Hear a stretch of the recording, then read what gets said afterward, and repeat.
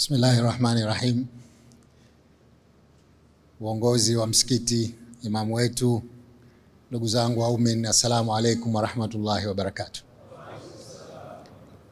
Nami nianze kwa kumshukuru Mwenyezi Mungu mwingi wa rehema kwa kutujalia uhai na afya njema na kutuwezesha kukutana leo hapa katika swala hii ya Isha na Tarawih,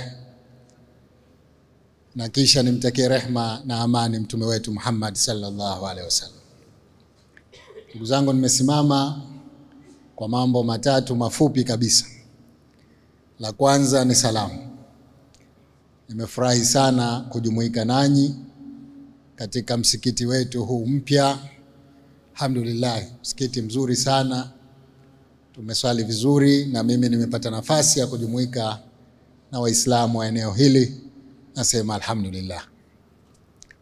La pili ni shukrani. Nataka nichukue fursa hii niwashukuru kwa dhati Sharif Abdul Qadir hapa Sheikh Kishki kwa kunialika kuwa mgeni rasmi katika mashindano makubwa kabisa ya kidunia ya tahfidhi Qur'an ambayo yalifanyika leo uwanja wa Mkapa. Yale mashindano sasa hivi yamekuwa ni mfano duniani. Hakuna nchi inayofanya mashindano kama hayo. Kwa hivyo tumepanda sana Tanzania katika chati ya kidunia ya usomaji wa Qur'an. Iko juu sana, alhamdulillah. Mwenyezi Mungu awazidishie kila la kheri. Kwa hivyo nashukuru kwa kupewa nafasi ya kuwa mgeni rasmi leo pale, na baada ya pale kuweza kujumuika na Waislamu wenzangu hapa katika ibada hii. Na la mwisho ni kuomba dua.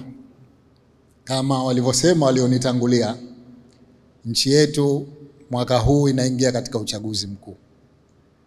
Na mara nyingi mambo huharibika kipindi cha uchaguzi.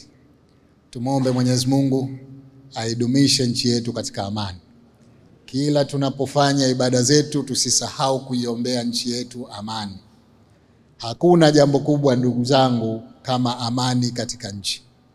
Leo tumekaa hapa, tunaswali, hatuna wasiwasi wowote kwa sababu ya amani.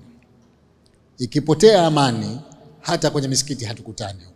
Kwa hiyo tuna kila sababu ya kuiombea nchi, lakini pia niombe mtuombee na sisi viongozi tuweze kuongoza nchi yetu hii kwa pande zote mbili za Jamhuri ya Muungano kwa amani na mafanikio makubwa ya kimaendeleo. Kwa hivyo baada ya kusema hayo, nashukuru tena kupata nafasi hii ya kuja leo hapa kuungana na waumini wenzangu katika ibada hii. Niwashukuru wenyeji wetu, niwashukuru maimamu wetu waliotusalisha. Nataka nikubaliane na Sheikh Khalid hapa kwamba nimefurahi. Mimi hupenda kusikiliza Qur'an. Kwa hivyo wanaponambia bwana twende tukatafute misikiti inaosoma sura ndogo ndogo au aya chache chache, mimi nataka tusome juzuu, lakini tukipata wasomaji kama waleo hawa basi huwa nasikia raha sana. Kwa hivyo nashukuru sana.